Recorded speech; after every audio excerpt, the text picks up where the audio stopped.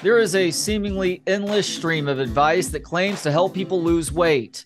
But what is legit and what is not only incorrect, but also possibly detrimental to a person's ability to lose weight and keep it off? These questions are at the root of a new book by personal trainer and fitness expert Ben Carpenter titled Everything Fat Loss, the Definitive No Bullshit Guide. Ben, thank you so much for the time. How you doing today? I'm very well, thank you. Thank you for having me on. It's my pleasure. So this obviously isn't the first book written to try and help people better understand fat loss. So what separates this book from all the others out there? I feel like that's almost underplaying it slightly. I've described the fat loss world as a conveyor belt of books in the past. Um, my book is different for several reasons. I wrote it not because I wanted to be an author, but because I have been on social media for so long that people just asked me to write a book, and I realized that there was a gap for my voice in the space. So unlike a lot of diet books, I'm not actually trying to sell anything specific. There is no pseudo revolutionary diet plan that people need to follow. It isn't the latest, greatest intermittent fasting or keto diet or whatever. It is just a resource for people who want the information, people who are confused, people who aren't sure what they should do. It talks about the science, the pros and the cons of everything, so people can make their own educated decisions. And this really does go through maybe not everything because there's some harebrained scheme out there to help somebody lose weight, but the most popular methods, whether you're talking about food styles or dietary styles or when you should eat or how you should eat or all the different questions are really answered in this book. How long did it take you to write, Ben? Yes, it is hefty. So the book finished at 106,000 words. A typical book in this space is anything from kind of 60 to 80,000 words. And my first manuscript was 140,000 words. So it ended up, it took 3 years all in all. I was self-published. I didn't have a publisher behind me doing the illustrations and the proofreading and all of that stuff. So yeah, it was a mammoth project to get right. And I guess some simple questions before we get into some of the details of things, but why has obesity around the globe nearly tripled over the last 50 years? That's a great question. So if you look at obesity rates, you can see trends pretty much anywhere, regardless of demographic. So US, for example, if you look at graphs, regardless of sex, regardless of age, regardless of income as well, although they're a slightly different kind of trajectories. In general, people are gaining weight, and most people already know that on some level. If you look at other countries, England, Australia, wherever, obesity rates are tending to go up. That isn't a kind of controversial idea, but it is seen so unanimously across the globe that to me that suggests it's evident that there is something bigger at play. And there are many reasons for this. It's a complicated topic, but generally speaking, most people would agree that the overall environment is driving people towards consuming more calories and being less physically active. So if you went back 100 years, for example, and you thought of what the average diet was like, and then you look at the average diet today, or in fact just go to your local grocery store and look at all the foods that are available today that just didn't exist previously. And when we are surrounded with these foods, we are going to eat them. They are tastier, they are cheaper, they are more high in calories than ever. So it makes sense that that change in the overall system will drive changes to our individual diet. So the average US adult diet is estimated to contain around 60% ultra processed foods, things like cookies, donuts, cakes, biscuits, etc. And part of the reason for that is because they exist, they're super tasty, they're cheap compared to a lot of foods that are less tasty and less filling. They're more convenient than ever. They also have longer shelf life.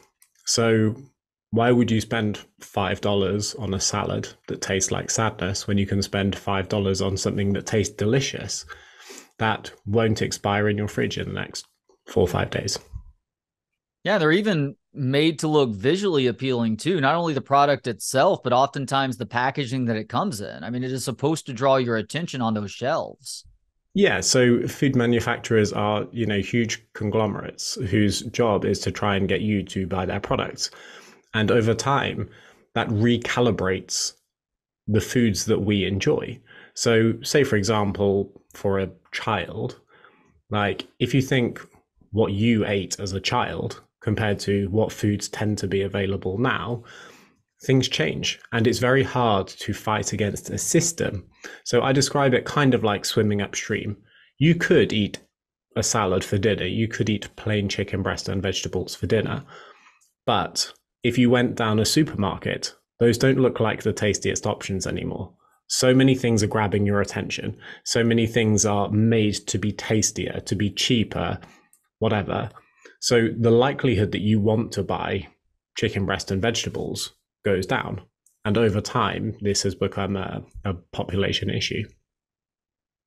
One of the many things that I enjoy about this book, Ben, is that you really start with the psychology behind why people have been over consuming for the last 50 years. For instance, what is the cafeteria diet? Yeah, so the cafeteria diet, thank you very much for the kind words, by the way. The cafeteria diet is an analogy I like to use because if you zoomed out of the earth and you were a scientist changing the earth's food supply to see what happens to humans, you could change the food supply and see if humans gained weight or they lost weight, if their health improved or it got worse. And we do that on some level with animals. So for example, in rodent research, if you have rats in a cage or mice in a cage and you change their diet or change what foods are available to them, you can see what happens to them. And the cafeteria diet is if you take rodents and you give them a wide variety of foods that are available in a cafeteria, like cookies, cakes, donuts, ice cream, whatever, they will gain weight. By giving them access to those foods, they will eat more. Those foods are tastier, they are more calorie dense, and the rodents will eat more. You haven't told them to eat more. You haven't told them to change what they're doing. You've just changed their food. And their natural reaction and the response to that is for them to eat more and gain weight. So the same thing is happening with humans in that our food supply is changing. But then when people gain weight, we're so used to blaming the person, like you lack willpower because you have gained weight. But in some ways you can view it as a natural consequence to changes in our food supply, not an individual failing. Yeah, I think there is a little bit that does go on the individual, but it is also a rigged system to your point. So you have people who look at packaging or marketing slogans and you want to believe your fellow human as to whatever it is that they're telling you. But the sad reality is that when there's millions upon millions, if not billions on the line, you're going to be told half truths at best at times, if not outright lies, in the name of making you believe that a food item that may be neutral or negative in terms of your health is actually a positive thing for you to consume. Yeah, and I think what you said about the kind of individual responsibility, there's a really good, that is a really good topic to talk about. So traditionally, diet books have been, here is how you need to eat to lose weight, which makes sense. Like that's a kind of individual responsibility, and that's fine. I don't dispute that.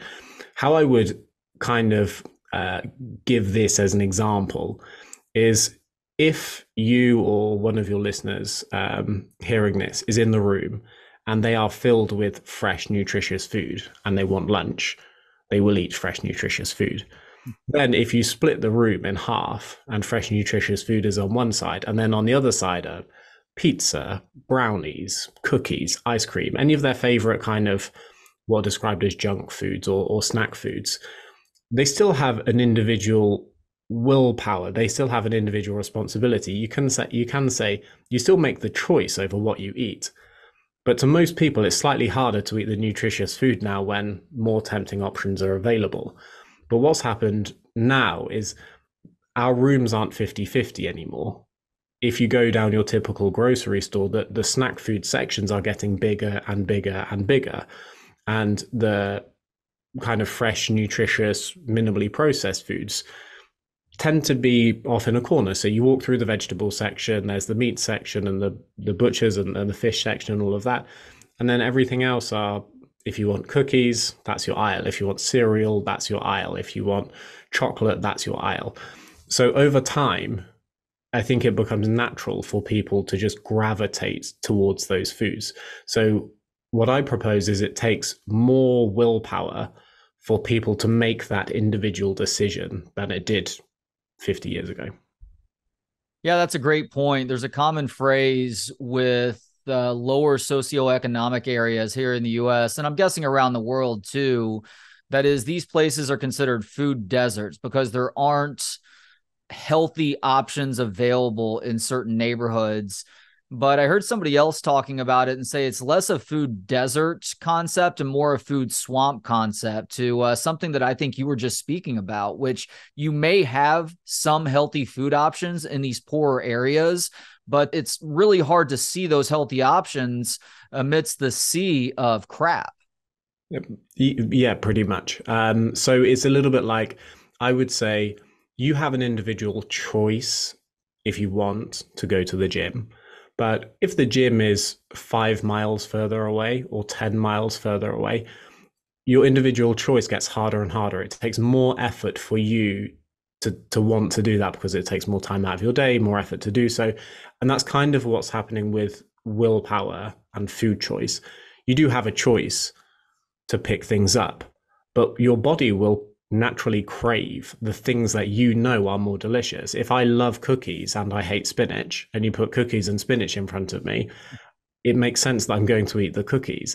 And I don't think we should blame people that their natural tendency is to want to eat the cookies, because that cookie has been engineered by scientists to taste as incredible as possible, whereas spinach is spinach. Among the most common debates involving diet and fat loss is food quality versus food quantity. Ultimately, like you, I do believe that both matter, but you also argue that quantity actually matters a little bit more than quality as it pertains to weight loss. Why so? Yeah, so great question. The simple answer is almost all scientists tend to agree that changes in body weight depend on the energy in versus energy out, something referred to as a law of thermodynamics, or calories in, calories out. So typical advice will be, you should consume fewer calories than you burn, you should eat less, move more, etc. So this has been shown even with the worst quality diets. Even the professor who tested a Twinkie diet, where they consumed a very low calorie diet, but from what we would describe as junk foods, they still lost weight. And when they lost weight, they still improved some health markers because they consumed fewer calories than they burned. So on that idea, if you are consuming less energy than you burn, you will lose weight. That is why quantity is more important. Calories are always going to be important, but food quality is intertwined because it helps influence how much you eat. So an apple and a donut are next to each other. Even if they look the same size, the donut will have at least twice the number of calories, often several times more so. So if you eat an apple and that's 100 calories, or if you eat a donut and it's 500 calories, donuts are harder to stop eating. And if you have a diet that's high in donuts, it's very easy for you to go over your calorie intake for the day. So food quality kind of drives changes in food quantity that you are consuming. Both are important. Well, I'm glad you just clarified there, because you're absolutely right. When you're on a controlled, restricted diet, whether it is crap or stuff that's supposedly healthy for you, if it is the same amount of calories, your weight should stay relatively similar. But it is a matter of you making those own choices without somebody monitoring them 24/7, where it becomes difficult and where you're Yeah. consuming those hyper palatable foods, which, by the way, taste delicious and make you want more. It could also be argued that the blood sugar spikes and subsequent crashes also make you hungrier quicker, too. Yeah, so as an example of that, there was a research study that compared. They gave people free access to food. They could eat as much or as little as they wanted, but there were two options. So they could either consume unprocessed foods or they could consume ultra processed foods. And ultra processed is a kind of fancier name for junk foods, pretty much. And when they gave people access to the junk foods, they consumed nearly 600 calories per day more, even though they were allowed to eat as much as they want. And generally speaking, those type of foods tend to be tastier. They tend to drive your body to want more of them. So how many people eat half a cookie and think, yeah, that's enough for today? You might eat one apple and not think, oh, I'm going to eat two or three or four. But you eat one cookie and you want the second, you want the third, you want the pack. You start a pot of ice cream or a tub of ice cream, and most people often get to the bottom. Those foods are engineered to make people want more. So even if you could consume the same number of calories from both, what you eat drives how much you are going to eat as well. Ben, we live in a society that seems to be more and more encouraged to look for that quick fix by the day. But Yes. why is that such a bad psychological strategy for weight loss? Uh, Great question. So if I advertise to all your listeners now that I had a get rich quick scheme, most people would rightfully be skeptical of the advice that I'm selling. But if I said, hey, you can lose 30 pounds in a month, in the weight loss world, that's a surprisingly common tactic still. And the advertising is the same. It's promising people a lot in a short space of time. The reason why, well, several reasons why that's dangerous when it comes to weight loss is predominantly people diet in short phases. So how many people have dieted for 4 weeks, 8 weeks, whatever, and then they slowly feel like they lose the will to live because the diet sucks all of their joy out of their life, and they're like, screw this, I'm going to go back to what I was doing before. And the problem with diets is they're typically sold as short fixes. People go on a keto diet or a paleo diet or an intermittent fasting diet, and they do it for a short period of time before they realize they don't want to do it anymore. So how much weight you can lose in a short space of time, that is one of the most commonly marketed ways of trying to get people to buy diet plans and diet books. But what happens in the short term is kind of irrelevant. Do you care if you lose 10 pounds in a month, if by 6 months you have regained the weight? So the way I would describe it is, if we had two diet plans and one of them said you can lose 10 pounds in a month and the other one said you can lose 3 pounds in a month, everyone picks the 10. We know they do. It sounds better because when you only evaluate them on those claims, this sounds like it's better. But if you lose 10 pounds in a month and then you regain that 10 pounds afterwards, that's not as good as someone who loses 3 pounds on the first month, 2 pounds the month after, 1 pound the month after, 1 pound the month after that. If they're still going down, even though it's gradual, they will still get better results in the long term than the person who's constantly yo-yoing. So generally speaking, diet plans are marketed as grabbing your attention, quick fixes. And I don't think that's a healthy way to look at it unless people actively want their body weight to yo-yo up and down. And a big reason why those slower weight loss plans tend to stick more is because while you are not only consuming drastically differently from a crash loss diet plan, you also tend to do a better job of addressing whatever your behavioral and other eating issues are at the root of the problem as to why you started overeating to begin with, too. Yeah, so the theory is if you going gradual can be better if it allows people to maintain habit adoption. So if someone, it's kind of like the tortoise and the hare analogy. If you go out as a sprint and you can only last for a few weeks and then you stop and then you go back to what you were doing before, you can't expect long-term results with behaviors you can only maintain in the short term. Whereas if you work on behaviors that you can maintain in the long term, then you can start looking at long-term results. So rather than going to the gym 5 times per week, for example, and getting exhausted after the first month and then giving in, which is what a lot of people do in January New Year's resolutions. If you only went to the gym twice a week, that doesn't sound like a lot. But if you went to the gym twice a week for the rest of your life, you would be healthier than the person who trained 5 times per week for a month and then jacked it in. So the idea is starting with smaller habits that you can build on and shifting your attention to what you can actually maintain in the long term. Speaking of going to the gym, how much of a difference does exercise make as it pertains to weight loss? Exercise is unanimously one of the best things that you can do for your health. From a weight loss perspective, it often doesn't do as much as people would like. And there are many reasons for this. Reason number one is if someone is sedentary and they have an inactive lifestyle and suddenly they go to the gym, chances are their first workouts aren't going to be very intense. No one goes to the gym for the first time ever and sprints on a treadmill for a full hour. So let's say someone goes for a really gentle jog or something for 20 minutes, they lift a few weights, and then they go home, which would be a more appropriate workout for a beginner. The amount of energy they have burned within that window probably isn't very much. And if they did that workout twice a week, 3 times per week, the total calorie burn over the course of a week isn't as much as most people realize. So to burn a lot of energy from exercise, this is only really achievable for people who are doing really intense workouts or working out a lot, which most people aren't. The estimates vary, but the percentage of people who are described as insufficiently active, lifting weights and doing cardio at the same time, is estimated in the region of 75%.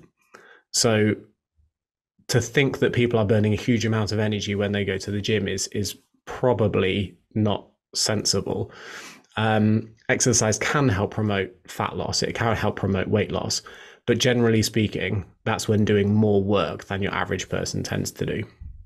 In chapter 7, you asked the question of how difficult it is to maintain long-term weight loss. What are some of the common qualities among those who are successful at losing weight and then keeping it off to boot?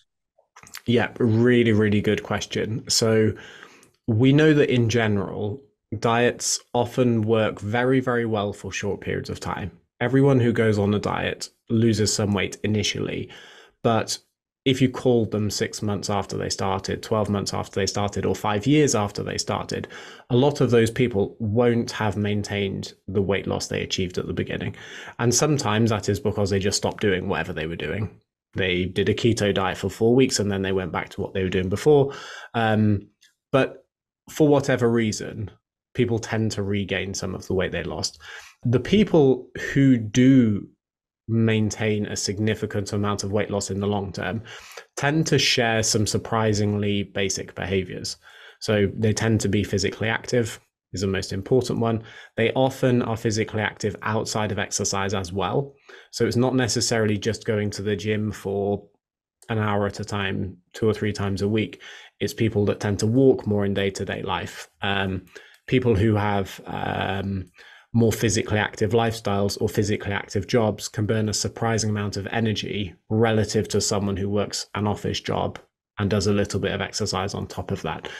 They tend to eat something described as low energy density diets, which generally speaking just means they tend to eat more things like fruits, vegetables, whole grains, lean meats, lean proteins, and fewer ultra processed foods that are high in calories.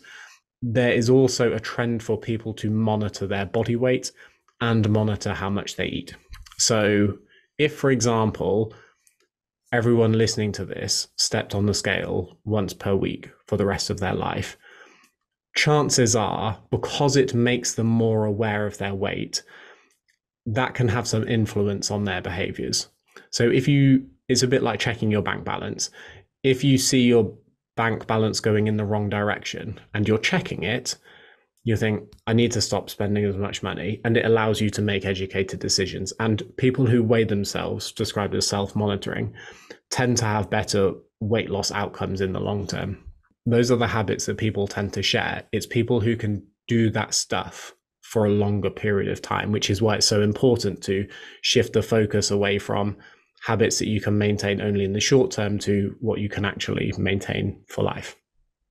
Yeah, I love both of those concepts, but the scale one can be tricky for people because some people become Very. too fixated on that number. And there is a point Yeah. where you're checking it too much to where it becomes detrimental also, correct? Yeah, 100%.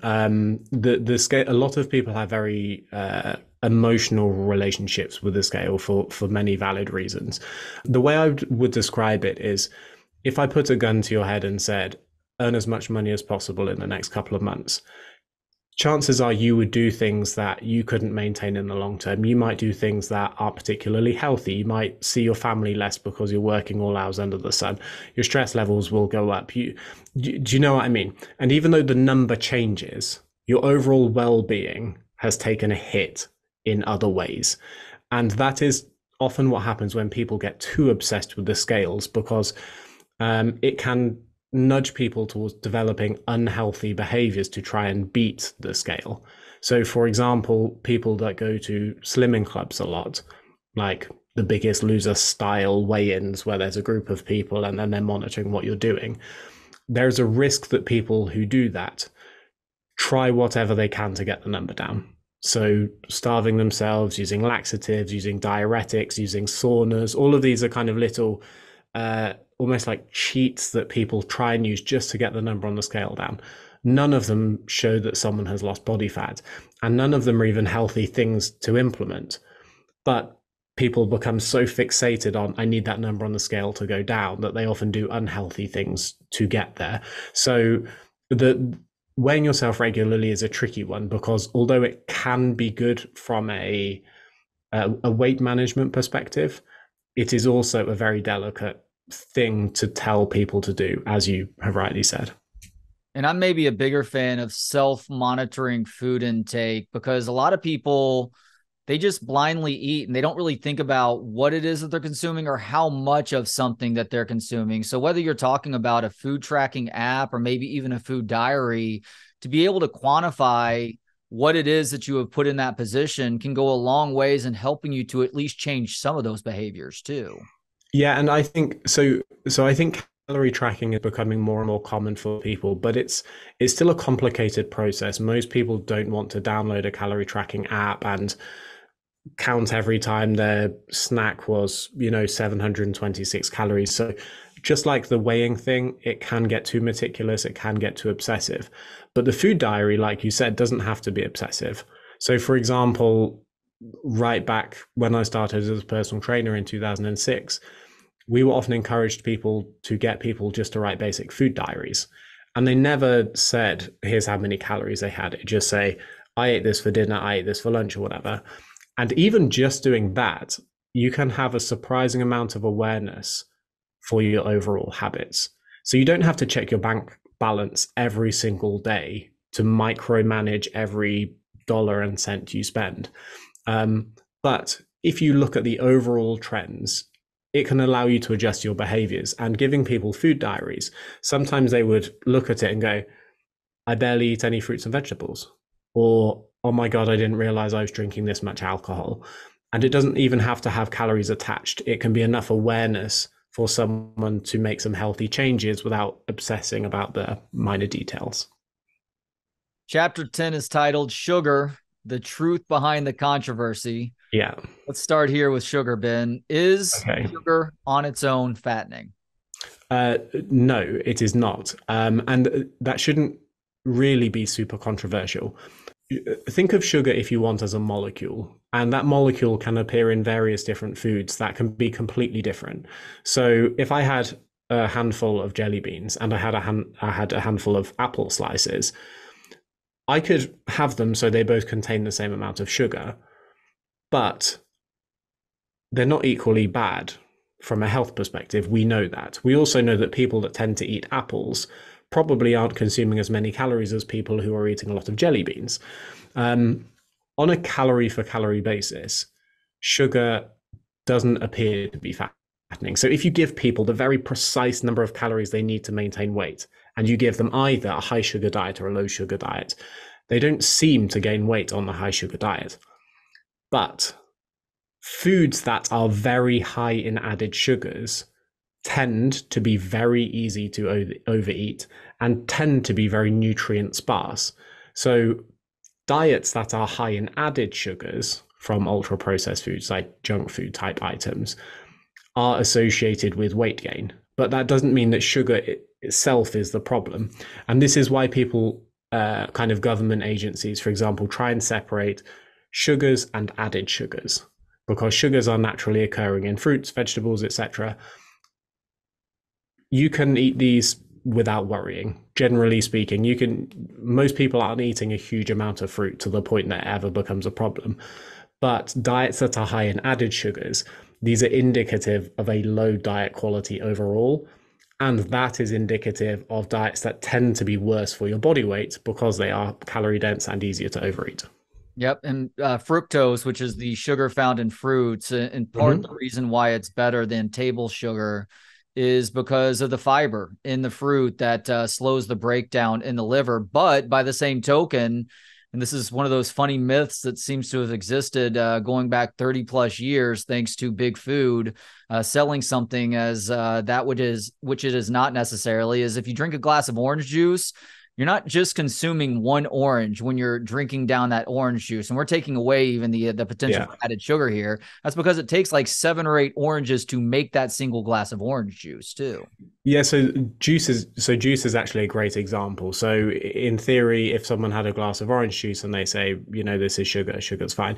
But if you told someone to eat that number of oranges, they're not going to do it. Nope. Because the number of oranges it takes to make a big glass of orange juice, no one eats 8 oranges or whatever it is in one go.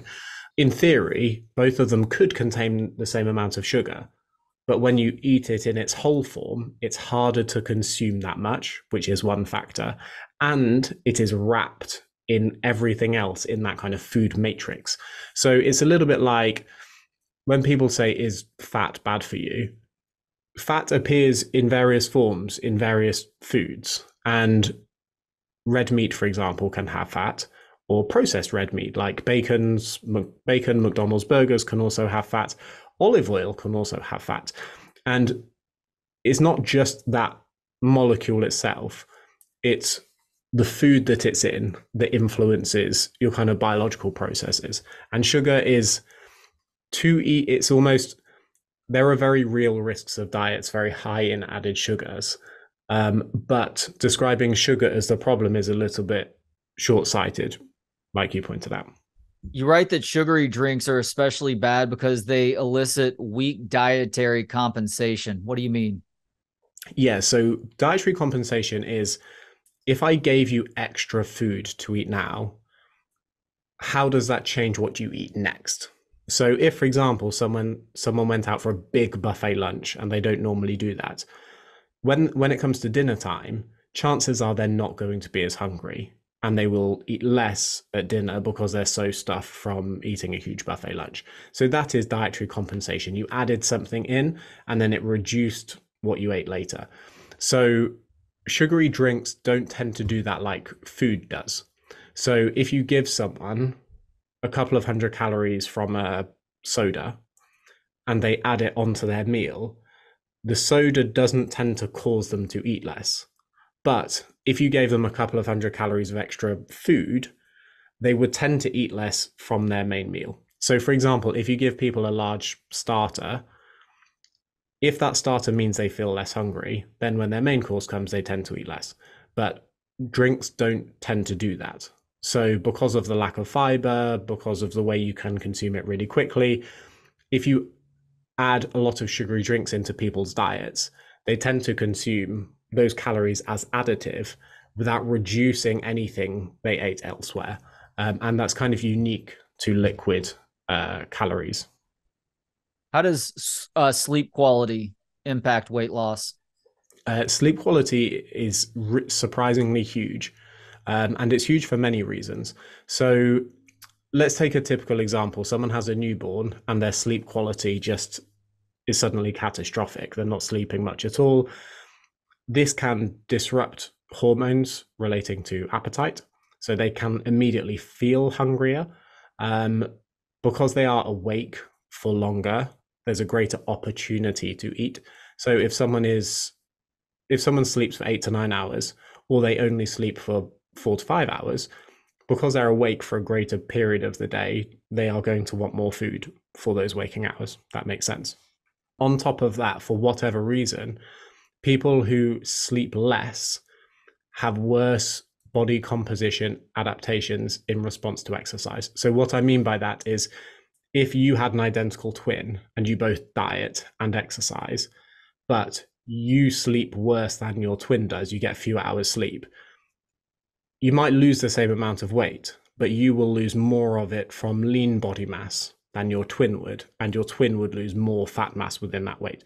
So if you both lost 5 pounds, your 5 pounds might be half muscle, half fat, whereas their 5 pounds might be more fat and less muscle. So it basically hinders fat loss and increases the likelihood that you will lose lean body mass when you're dieting, which is not what we want. And how does the rapidity with which one eats impact their ability to gain or lose weight? So the speed people eat can help regulate appetite. So if when you were a child, you were told maybe to eat slower or eat for a certain number of mouthfuls, that's what I was told when I was a child, like make sure you chew your food 20 times, something like that. People who eat fast tend to eat more. And the basic theory is, when you start eating, a certain amount of time will pass before your body's like, okay, we've sensed that food is coming in now, you don't need to keep eating. There's a kind of appetite signal delay. So if you were trying to eat as much food as possible, you would speed eat. If you had a food challenge to eat the biggest pizza possible, you wouldn't do it really kind of slowly. You would try and speed eat because you know you can get more in before your body suddenly says, okay, that's enough. So generally speaking, if you increase the speed that people eat, they tend to eat more before their body lets them know that's enough. Whereas people who eat slowly will consume fewer calories before their body signals that. All right, last question, Ben. We're going to tie everything together here now with an open-ended question, perhaps a difficult question because it does depend on the individual. But what is your best advice in trying to instruct somebody on the best way to consume food and beverage for a healthy weight and an overall healthy lifestyle going forward? Yeah, great question. The first thing that I would say is, if someone wants to have a healthier lifestyle, is find a form of physical activity that you enjoy. And the reason I specifically say that you enjoy versus find a form of physical activity is because it doesn't tend to matter what it is as long as you're consistent with it. So is running better than rowing? Is rowing better than cycling? Is cycling better than walking your dog or playing with your kids or whatever?